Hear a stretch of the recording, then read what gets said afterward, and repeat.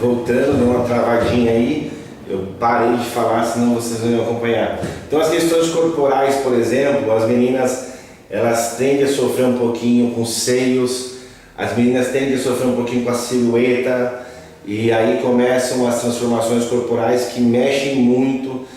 No caso das meninas também tem a menstruação, as meninas passam a chamar a atenção dos homens na rua e dentro de casa, e muitas delas não sabem conviver com isso, então já é um luto pelo corpo infantil. As meninas querem voltar a ser crianças, algumas delas, né?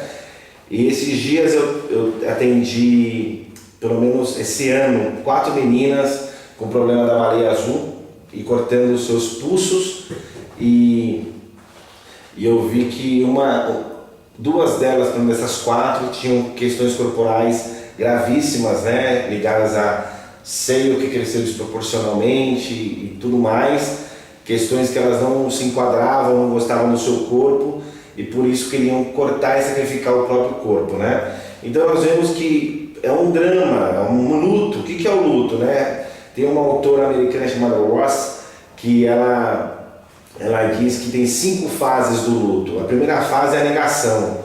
Eu não acredito que isso está acontecendo comigo, né? Esse corpo está mudando, a voz está engrossando, eu estou crescendo, e gera uma negação de primeiro. Depois, a segunda fase do luto diz que é exatamente uma raiva. Por que isso está acontecendo comigo, né? Tem tanta gente que está modificando diferente, eu queria um corpo igual a da outra pessoa, não queria ter esse corpo e aí cria uma raiva.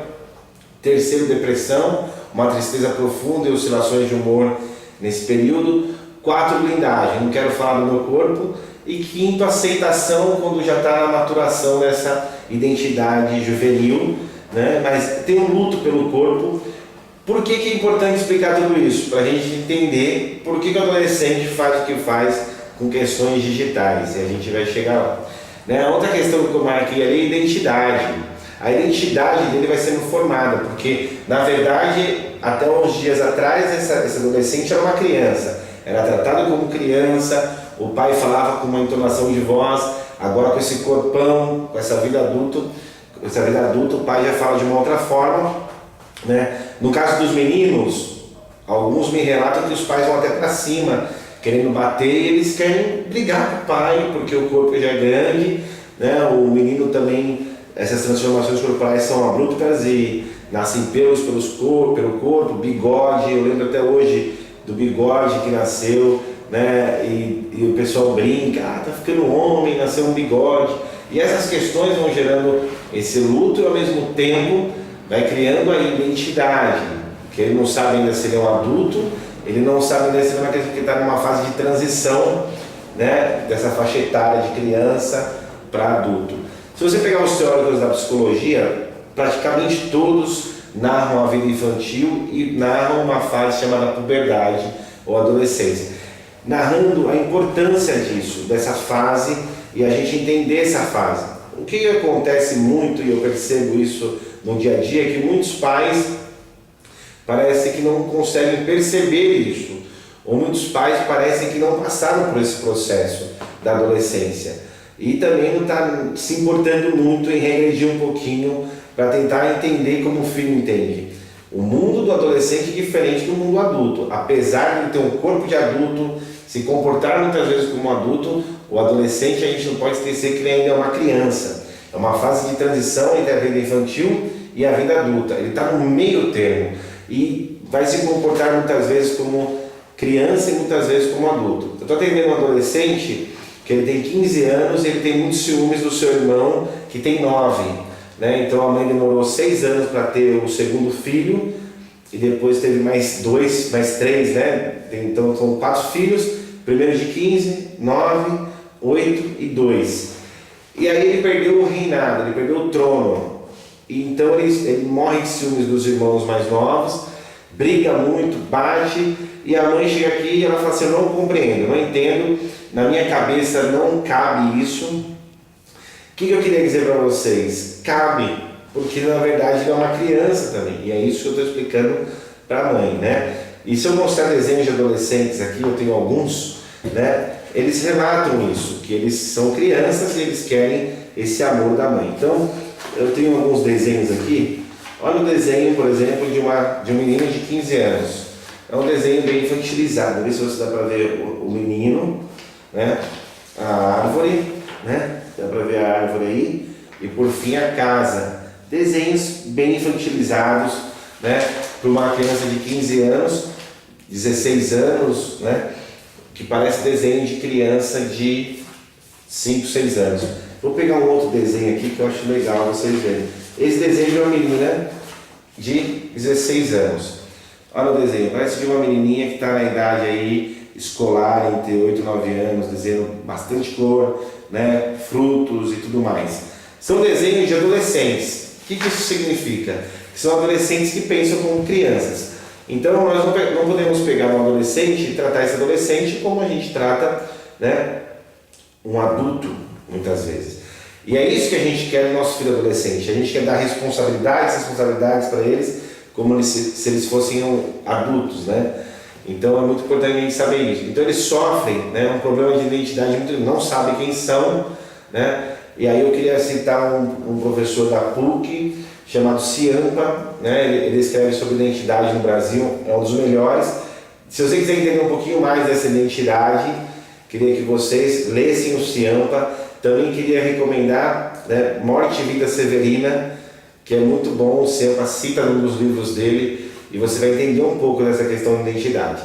Vamos falar agora de tendência grupal, é o quinto item. Eu quero falar da tendência grupal. O adolescente ele tem uma tendência grupal muito forte. Isso é importante para a gente entender um pouco do isolamento e um pouco da era digital desse adolescente, né? Porque a tendência grupal faz com que ele pertença a um grupo, ele se sinta importante naquele grupo, ele se sinta aceito naquele grupo, que é o que normalmente acontece com os adolescentes. Ele não se sente muito aceito, né, na casa, nem na escola, muitas vezes, então ele vai achar um grupo. E aí o adolescente ele vai a extremos, como góticos, ele vai fazer parte de grupos, né, grupos mais estranhos que você possa imaginar, né? Agora tem uma onda de meninas, por exemplo, fazendo grupos de feministas, adolescentes. Eu estou atendendo duas que se julgam feministas mesmo, com 16, 17 anos e tudo mais. O que eu quero dizer para vocês? Que eles vão se identificando, eles vão querendo um espaço e eles querem ser ouvidos. Isso é muito importante, porque uma das coisas que acontece com o adolescente é a gente tirar a voz dele dentro de casa, porque o que ele fala não é legal muitas vezes. Ele tem ideias mirabolantes, então a gente não quer aquelas ideias mirabolantes dele. Então a gente não quer ouvir. E aí por isso que eles se isolam tanto, como a gente vê muitos adolescentes. Eu tenho sobrinhos adolescentes, às vezes eu vou lá visitar meus irmãos, eu chego, eles estão no quarto isolados. O que eles estão fazendo? Estão na internet, estão no computador, estão deitados, estão ouvindo música, eles estão no mundo deles. Porque quando eles estão com adultos normais, eles simplesmente não conseguem ter voz. Então eles preferem ficar no quarto isolado.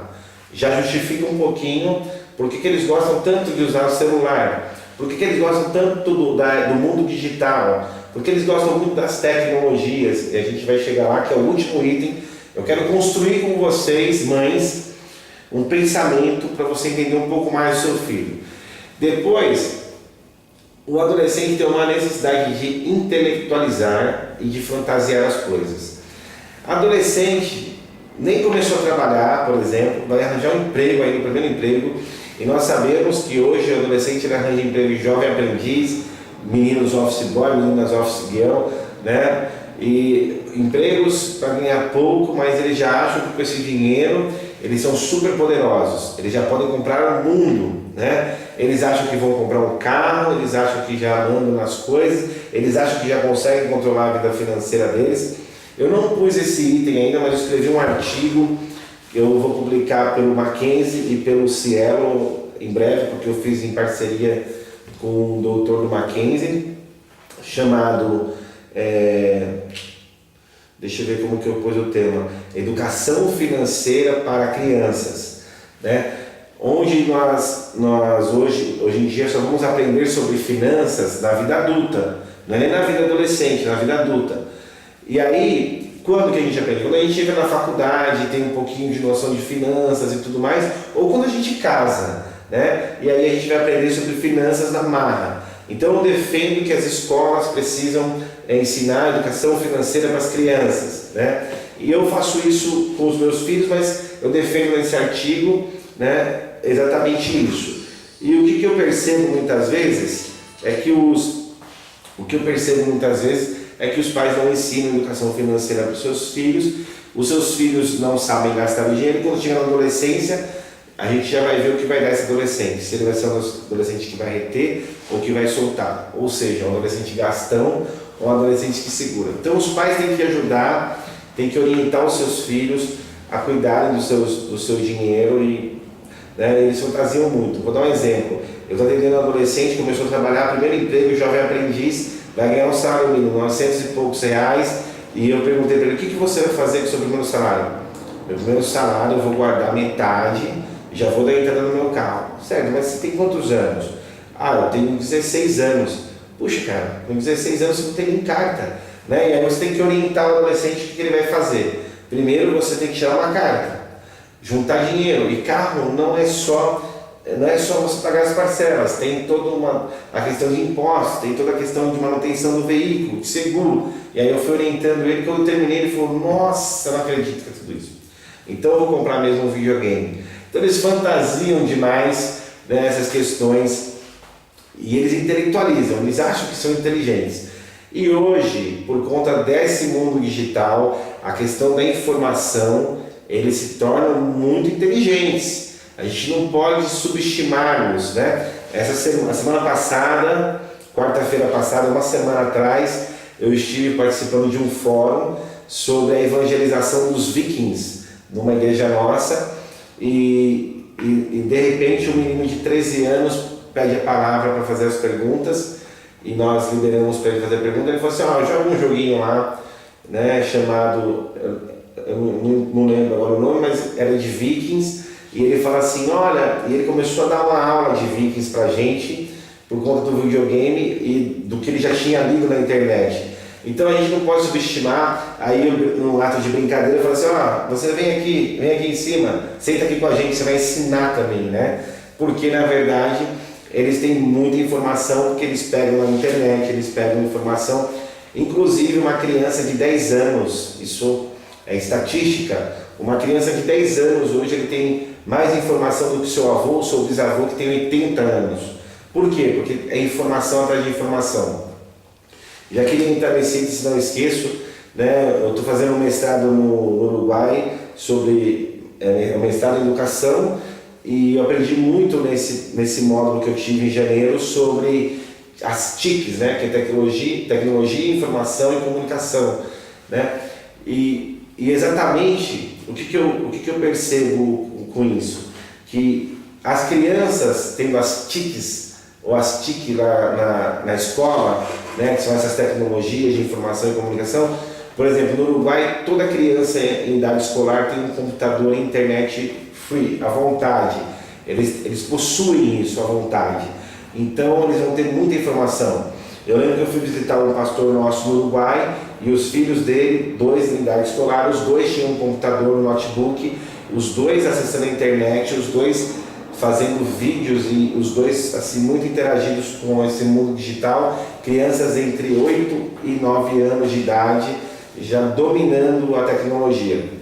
As escolas no Uruguai fazem isso, algumas escolas no Brasil fazem isso, inclusive os teóricos da educação hoje estão defendendo veementemente isso, que tem que ter as TIC na educação, que é tecnologia, informação e comunicação, tanto para trabalho, e eles vão ter muita informação. Isso vai estimulando a criança a viver o mundo digital, que é o que nós chamamos hoje de nativos digitais.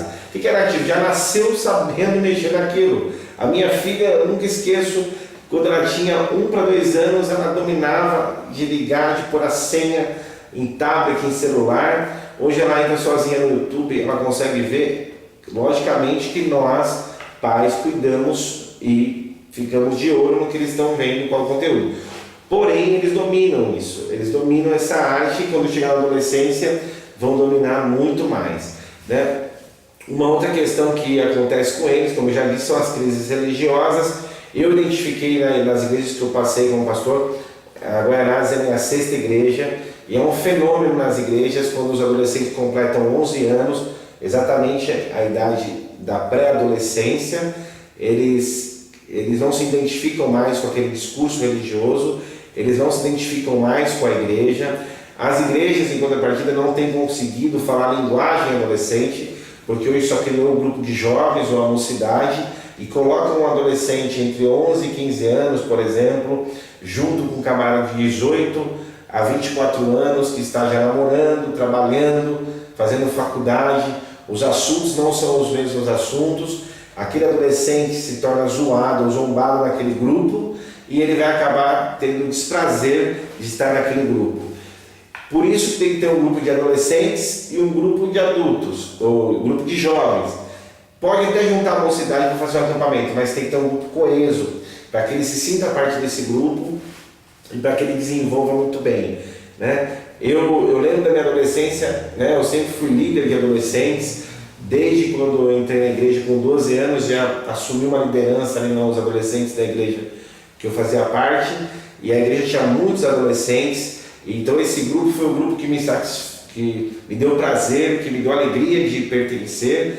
Então o que eu quero dizer para vocês? Que é muito importante fazer parte de um grupo. É muito importante se sentir parte de um grupo, né? E eles, né, se não for um grupo religioso, eles vão sair e vão ter o desprazer de estar. Porque primeiro, o pastor quando faz uma pregação, ele não pensa no adolescente, o pastor pensa no adulto, né? Então essas crises religiosas, não só falando da igreja evangélica, mas falando das religiões em si, né? As religiões, elas são pensadas muitas vezes para adultos. Se você pegar a religião judaica, o judaísmo, por exemplo, né? A gente vai ver um pedaço aqui do prazer de Jesus.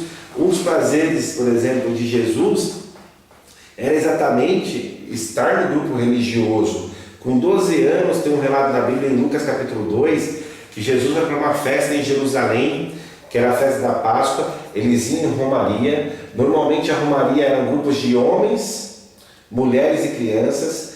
As crianças normalmente vinham atrás dessa romaria.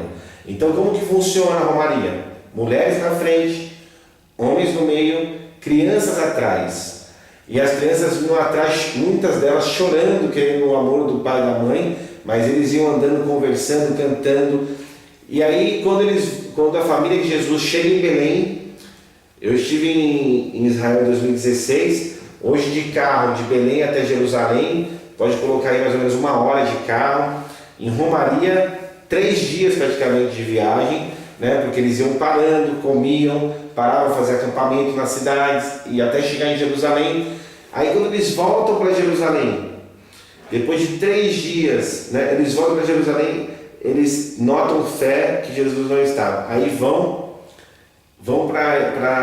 eles chegam em Belém e vão para Jerusalém. Quando chegam em Jerusalém, Jesus está onde? No templo, com 12 anos, há 3 dias no templo, ensinando e ouvindo os mestres da lei. E aí a mãe dele, Maria, ficou preocupada, fala assim: Jesus, você não percebeu que a gente estava preocupado com você? Ele fala assim: o que eu tenho contigo? Né? Ou seja, ele não estava nem ligando. A gente vai ver um pouquinho disso na deslocalização temporal. Ele ficou 3 dias sem comer, não sei com quem que ele comeu, não sei onde ele dormiu, mas ele não estava nem aí se seus pais estavam preocupados com ele ou não. Isso acontece muito com o adolescente. Por isso que o adolescente, quando vai para uma balada, quando sai com os amigos, o pai fala assim: eu vou te buscar tal horário, ou dá um celular para ele e fala assim: não, desliga o celular. Ele faz questão de desligar o celular, faz questão de não perceber o horário que o pai marcou com ele, e ele dá canseira nos pais, porque ele perde a noção do tempo. Isso se chama deslocalização temporal. Isso também vai ter um pouquinho a ver com o que a gente vai aprender hoje sobre os adolescentes e as tecnologias. E também tem a evolução sexual, né? A evolução sexual são quando eles descobrem que o seu órgão sexual dá prazer, né?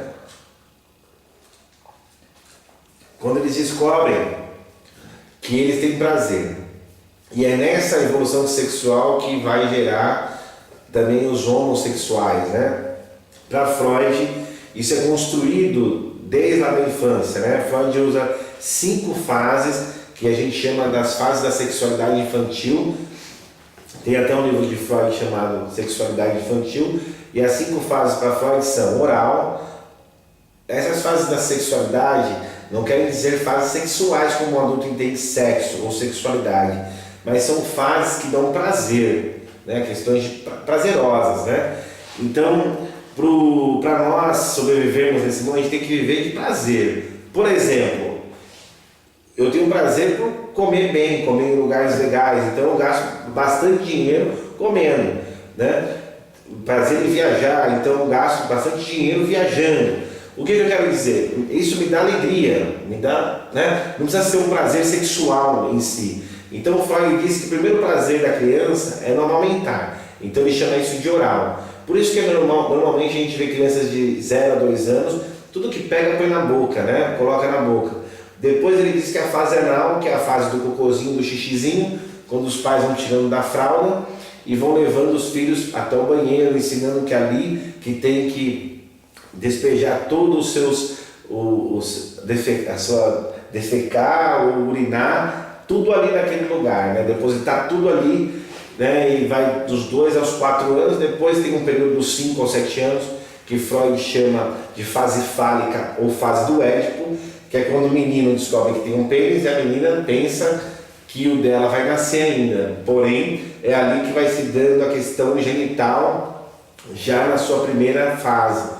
E depois vai explodir isso na adolescência, depois desse período chamado fálico, que vai dos 7 até os 11 anos, é o período de latência, que normalmente as crianças na época de Freud iam para a escola com 6, 7 anos e aprendiam a ler e escrever, criavam seus primeiros laços de amizade na escola, levavam os amiguinhos para casa e brincava. É aquele momento de se apaixonar pelo seu primeiro amor, de ter na professora a figura materna, e esse período eles chamam de latência. E por fim a fase genital, que é a fase da puberdade, onde toda aquela construção da sexualidade infantil vai vir à tona.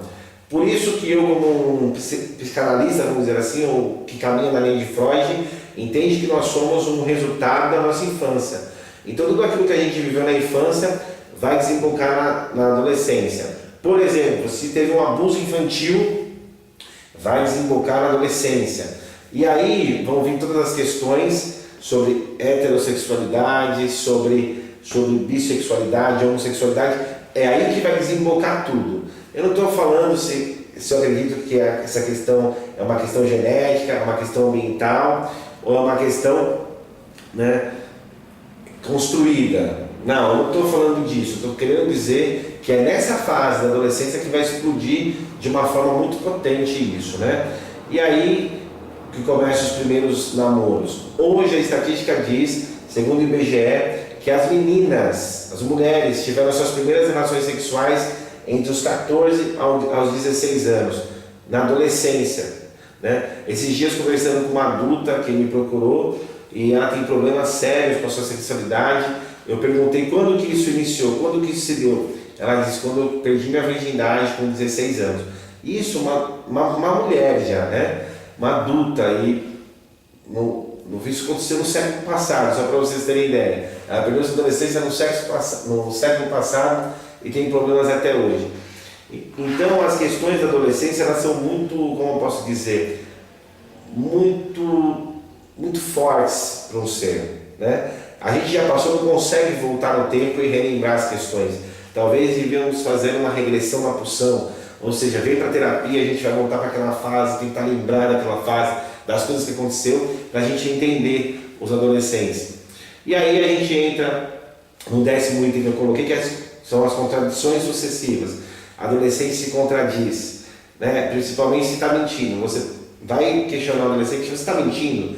Se você chegar assim, ele vai falar que não, ele vai negar até o final e ele vai se contradizer muito. É muito normal os pais virem aqui e falar, olha, meu filho, ele se contradiz muito, eu estou com raiva dele e tudo mais, né?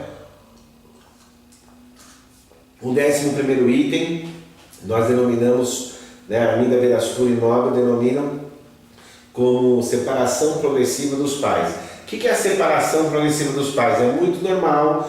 Os pais de adolescentes falam assim, agora nós estamos viajando sozinhos, nossos filhos têm o seu grupo de amigos, não querem mais viajar com a gente, é difícil até ir almoçar no dia dos pais, no dia das mães, que eles não querem vir com a gente. Olha, agora estão namorando e eles preferem o namorado do que a gente. Olha, eles preferem a família da namorada do que ficar com a nossa família. Isso se chama separação progressiva dos pais. Os pais normalmente não criam seus filhos para o mundo. Os pais criam seus filhos para enclausuramento, para ficar sempre no seio materno. Isso é uma dificuldade, é um problema, porque tem muitos pais que fazem isso com os seus filhos e vai gerar diversos problemas na vida adulta, principalmente quando esse camarada, essa mulher for casar. Vai gerar diversos problemas.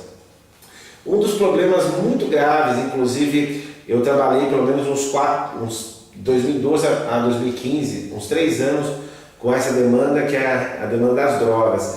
É na adolescência que eles vão descobrir as drogas. Normalmente começa com cigarro e é muito cedo, então abram os olhos aí. Normalmente acontece na escola a primeira vez, né, entre os 11 aos 12 anos, os amiguinhos levam um cigarrinho, que normalmente pegam do pai, e aí levam para a escola porque eles não compram. Depois que eles vão aprendendo a comprar, vão perdendo medo, e vão conhecendo o cara da padaria que vende, vão sabendo quem vende para menor. Então começa com um cigarro, dá uma tragada e aprende a usar. De repente vai para a bebida, né? Hoje está uma moda levar vodka para a escola, levar vinho, levar uísque. Eles estão conhecendo isso cada vez mais. E aí assim, beber não tem problema, fumar não tem problema. Meu pai fuma, minha mãe fuma. Meu pai bebe, minha mãe bebe. Mesmo sendo evangélicos e tudo mais. E aí vai gerando uma brecha. Quando vai ver, esse camarada está experimentando a maconha, né? Principalmente se ele está acostumado a sair para casa dos amigos. Normalmente, peguei 2 casos recentemente em condomínios, prédios onde tem vários blocos, ou 5, 6 blocos, assim, os adolescentes se reúnem e normalmente fumam narguile, do narguile vai para as drogas e eles se sentem importantes com isso. A droga dá a sensação de liberdade, que é o que eles buscam, o primeiro item que eu falei lá. Isso é muito importante você saber, e eles querem descobrir o novo. Já que eles estão passando por uma série de transformações, eles querem descobrir, porque eles são contraditórios, eles são paradoxais, então eles querem descobrir. O pai e a mãe tem que estar de olho. Mochila, né? Esses dias veio uma mãe dizendo que foi lavar a mochila do filho porque achou que estava muito suja, quando abre, maconha na mochila do filho, quase morreu e veio aqui. Se eu disser que isso é normal, eu vou dizer para você que é muito normal. Isso, infelizmente, já é um vício e muitos vão parar em casa de recuperação. Como eu disse, trabalhei com essa demanda há 3 anos, dava dó de ver porque cada vez mais cedo. Eu cheguei a atender menino de 12, 13 anos em casa de recuperação. É muito cedo e o pai não sabe o que fazer com isso, porque o pai também fica dependente e a gente chama isso de codependência. Por quê? Porque os filhos saem, o pai acha que foi usar droga. E aí, se o filho não chega no horário que marcou, o pai pensa, está se drogando, vai morrer, está devendo, e o pai não consegue dormir quando aquele filho não volta para casa, se torna codependente ou tão doente quanto aquele filho. Aí o pai se culpa, a culpa é minha, porque eu não eduquei direito, porque não deu certo, e assim já é um monte de problema.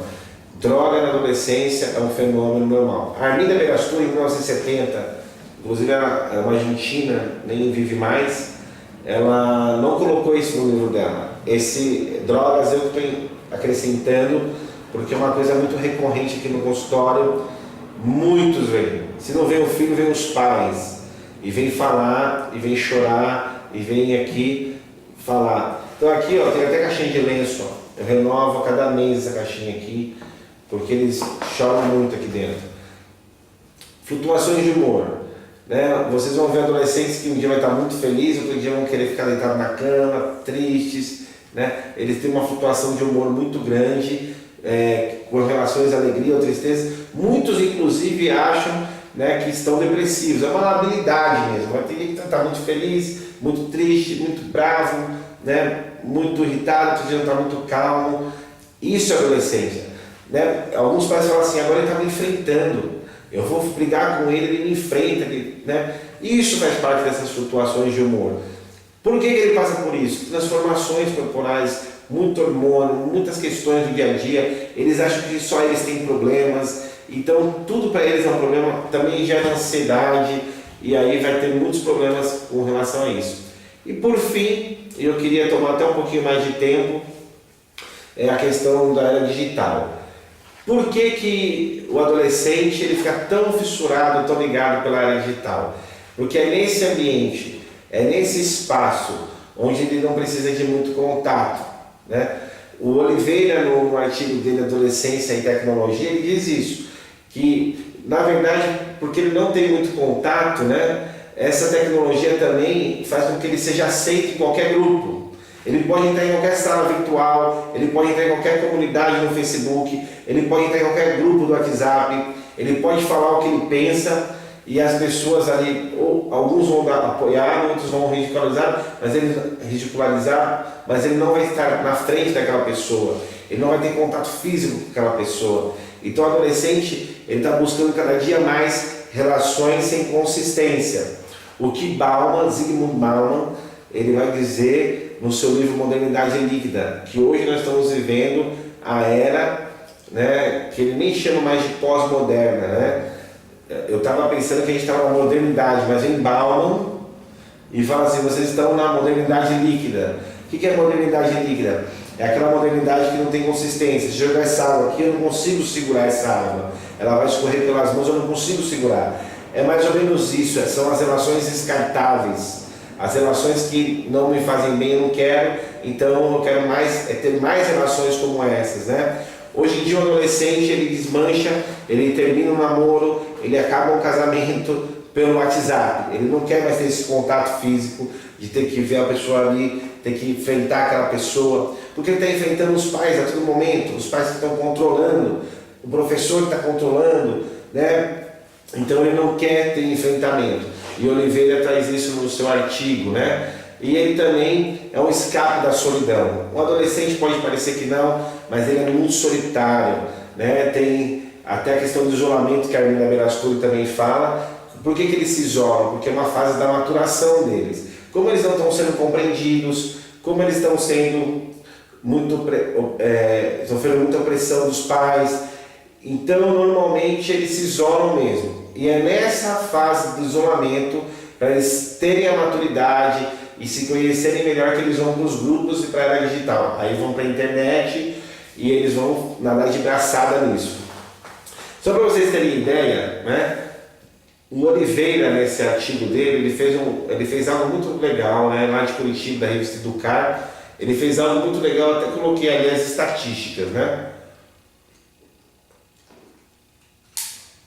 No Brasil hoje, nós temos 40 milhões de adolescentes. Muita gente, né? São 20% da população de 200 milhões, 40 milhões, 20% são adolescentes. Temos que nos preocupar com essa população? Não, muito. Temos que preocupar e muito com essa população. Desses 20 milhões, desses 40 milhões de adolescentes, né, 20% deles, pelo menos, né, 4 milhões deles são evangélicos, né, que estão dentro dessa estatística que eu estou te falando aí, que são normais, que acontece tudo isso com eles, né? E 48% deles acessam o mundo virtual ou essa área digital através do celular, né? 48% deles atingem isso, sendo que de 40 milhões de adolescentes, pelo menos 38 milhões deles têm celular. O que isso significa? 90% tem celular porque os pais dão o celular. Eles fazem barganha com os pais para ganhar o celular, né? Então se tirar nota boa, se eu for educado, se eu não for naquela festa, e eles querem o celular. Então se 48% dessa demanda utiliza o celular e de 38 milhões tem celular, o que isso significa? Que é uma boa forma de punição é você tirar o celular. Eles vão se sentir muito ofendidos, né? Às vezes os pais vêm aqui e falam assim, olha, eu bato no meu filho, não adianta. O adolescente não se bate mais, o adolescente se argumenta, se conversa, convence, porque como eu disse, ele tem um momento que ele quer intelectualizar, então ele vai argumentar com você. Então se você tiver um pouco de força, dá o seu celular, controle, né? Se você puder controlar ainda as mídias sociais, né? Só que ele tem que ser uma coisa muito combinada, porque se for uma coisa escondida, ele descobrir, ele vai transferir negativamente com você, vai ficar agressivo, vai ficar chateado, não vai querer falar, e aí você perde um amigo, né? 23% notebook. né? 23% vão para o mundo virtual através do notebook e 21% através do desktop, e o restante é dessa estatística aí, sobrou aí pelo menos uns 10% que usam tablets, lan houses e outros meios que eles vão tentar acessar a net ou o mundo virtual. Outras coisas legais, né, dessa estatística: 28% deles entram diariamente 9 horas por dia. Sabe que são 9 horas do dia você ficar numa rede social conversando, você ficar numa rede social, né? 28% ficam pelo menos 9 horas em redes sociais: Facebook, Twitter, Instagram e todos os ans da vida. Então eles gostam de redes sociais. 25% só entram para pesquisar trabalhos. Como eu disse, as escolas estão estimulando isso, né? Lá no Uruguai, hoje só se fala de TIC, de tecnologia, informação e comunicação. Isso é uma coisa muito forte lá. Chegou no Brasil, hoje a informatização, inclusive na cidade aqui que eu moro, Guarulhos, está muito forte essa questão da informatização nas escolas, né? 17%, né, eles buscam entretenimento, jogos, né? Isso está crescendo muito, inclusive, eles buscam jogos, e 10% fazer algum tipo de trabalho. Então nós vemos que hoje eles estão buscando, né, as redes sociais, vínculos, mas são vínculos que o Bauman chama de líquidos, que não tem consistência, que eles podem bloquear alguém na hora que eles quiserem, que eles podem excluir na hora que eles quiserem, porque não tem vínculos. Então é muito fácil para o adolescente, porque ele está numa fase de mudanças, ele não quer construir vínculos ali. Por isso que com o adolescente que acontece muito o ficar. O que é o ficar? Hoje eu dou um beijo em uma, beijo em outra, agora a moda é dar um beijo em várias, porque ele não quer vínculo com essas pessoas, né? Então por isso que eu acho que quando um adolescente ou uma adolescente fica grávida, é muito complicado. Porque se eles não querem vínculos, como que eles vão querer vínculos com aquela criança? Como que vão querer vínculos com o parceiro? A chance maior é de dar errado do que de dar certo. Então a gente tem que cuidar tudo isso também, né? Outra coisa que eu coloquei ali que eu acho que é legal, Oliveira ele chama essa fase de tempestade. Tempestade é aquela chuva, aquela enxurrada, com trovão. Essa fase dá medo, é isso que ele está dizendo. E eu concordo com ele nisso. Eu concordo que é uma fase que dá medo, que assusta. É uma fase muito complicada, essa adolescência. Por que eles se isolam e vão para as redes sociais? Para não querer vínculo. Por que eles se isolam e vão para a mídia social? Porque estamos vivendo o que Bauman chama de modernidade líquida. Lá no Uruguai tem um autor, que não vou lembrar o nome agora, que chama de hipermodernidade. Essa é a era digital, estamos vivenciando essa era digital. Essa era digital é uma era que os pais conhecem muitas vezes, né? Então os nossos filhos que vivem nessa era digital, pegam os pais que não são da era digital ainda, ou que pegaram o começo dela, mas que ainda não dominam 100% dessa era digital, que ainda era da época da datilografia. Eu fiz datilografia, que era de uma época que não era tão digital assim, era da época que a gente falava assim, era tão gostoso brincar na rua, de pega-pega, de esconde-esconde. Acabou essa época. A época agora é da era digital. Os nossos filhos já nascem inseridos nisso, por isso são chamados nativos, e vai ter cada vez mais esse acesso à informática, à informatização, à era digital, a todos os meios digitais. Cada vez mais cedo estão ganhando os celulares dos seus pais. Esses dias veio uma mocinha aqui, 7 anos, e a mãe prometeu: se você aprender a ler, eu te dou um celular. E a menina, com 3 meses de início de alfabetização, aprendeu a ler e escrever, e a mãe cumpriu, deu o celular, ela dominando o celular, sabia, ensinava a mãe, era isso que ela me dizia. Inclusive ele ensina. O que eu quero dizer para vocês? Que vai ser muito difícil tirar eles dessa época, dessa geração, e aí eles vão se isolando cada vez mais. Atendi um rapaz no passado que ele gostava muito de jogos na internet, e a turma dele só entrava à noite nesses jogos, e então ele passava a noite jogando e o dia dormindo. Então o que isso gerou e que o Oliveira traz como prejudicial? Isso gerou o seguinte: afastamento dos pais, e da família, porque ele nunca estava no momento de comer junto com os pais, porque ele estava dormindo. E aí, quando os pais estavam dormindo, ele estava jogando. E trouxe também, né, problemas porque os pais desconheciam quem eram esses amigos, desconheciam quem eram as pessoas, então gera problemas de segurança digital, né? E isso pode gerar também o que hoje eles estão chamando de transtornos da internet. Né? O que é os transtornos da internet ou da informatização? É uma doença, segundo a Organização Mundial de Saúde, é uma doença que as pessoas preferem ficar no mundo digital do que ter contatos sólidos, onde você pode segurar, ter contatos sólidos, onde você fala assim, isso é duradouro. Meu pai me ensinou assim, é assim que eu vou seguir. E aí eles vão tendo mais informações, e aí eles perdem todos os vínculos sociais com a família. Isso é um problema muito grande. Então eu queria finalizar por aqui, abrir para perguntas. Eu tenho 5 minutos para perguntas. Eu vi que algumas pessoas passaram por essa live, né? E eu queria perguntar, se vocês quiserem mandar, né, perguntas, se vocês quiserem deixar aí as suas dúvidas, me passem. E eu vou tirar nesses 5 minutos que nós temos. E é isso, muito bom estar com vocês aqui no Mães com Fé. Que esse vídeo chegue e alcance muitos lares de adolescentes, de famílias que possuem adolescentes, e possa ser um pouco esclarecedor para essas mães, para esses pais que têm dúvida também, ok? E enquanto não vem nenhuma pergunta, a questão, né, que eu acho importante para os pais é entender que isso é um fenômeno. O que é um fenômeno? 70% passam pelas mesmas coisas, então a gente tem que simplesmente entender isso como normal. Mas isso é muito duro para mim, porque na minha época era ferro e fogo, hoje não se dá mais assim.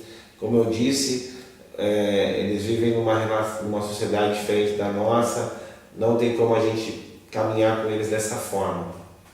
Ok? Se não houverem perguntas, eu vou encerrar a live, né? Queria deixar aí para vocês o meu muito obrigado mais uma vez, nas figuras aí da Adriana, né? Mais conhecida como Drica, e da Tati Camargo, né? Que abriu esse espaço. E curiosidade, eu fiz uma live aí por Mães com Fé, e eu estava numa festa de aniversário, e uma mulher me abordou: você é o pastor Léo e tal, eu vi uma live tua sobre hiperatividade, né? TDAH, transtorno de ansiedade, né? E de hiperatividade aí.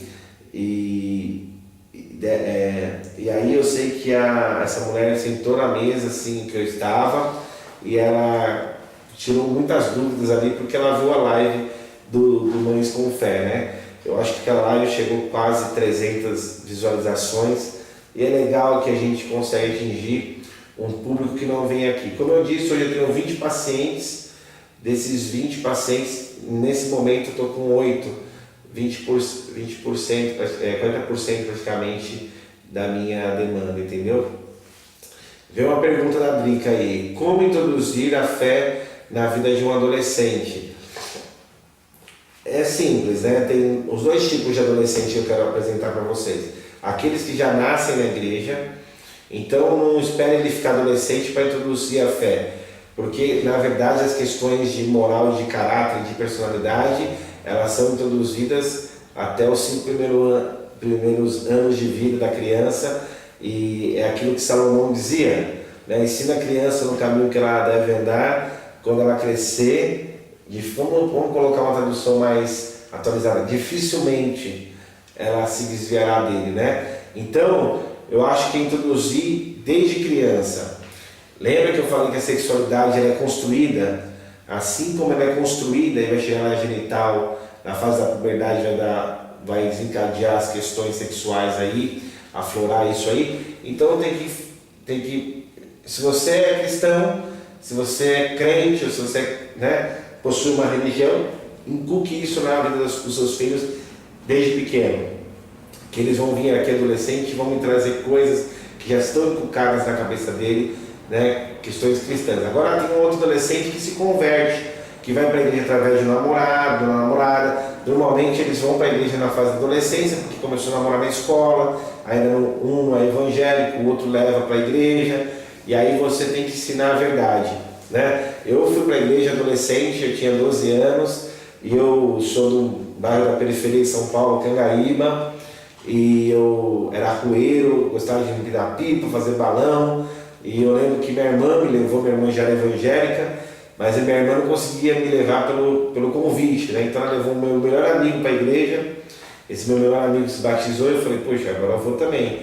E eu lembro que eu cheguei na igreja com 12 anos falando muito palavrão, muita gíria, e eu lembro que com muito amor, muito carinho, na escola bíblica dominical, é ali que a gente aprende a palavra de Deus, porque a Bíblia diz que a fé vem pelo ouvir, e ouvir a palavra de Deus. Então na escola bíblica dominical, eu lembro que eu falava muito palavrão, e eles me ajudaram com isso. Hoje eu tenho repúdio a palavras de baixo calão, né?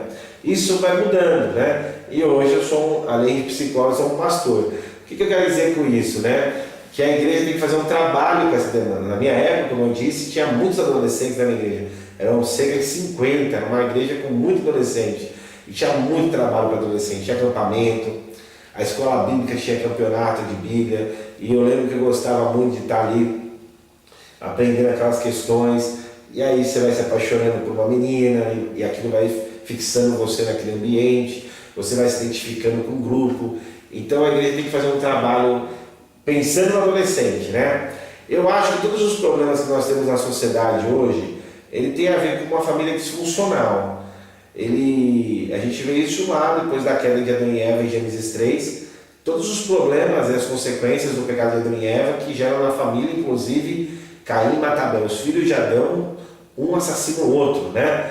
Então nós vemos os problemas gerados por uma família que sofre um problema disfuncional, né? Uma família disfuncional hoje são essas famílias que estão cada vez as moças tendo filhos mais cedo, terceirizando a educação, porque levam para a escolinha ou levam para um terceiro cuidar, avó, tio, babá, alguma coisa. Essa criança ela não fixa uma personalidade.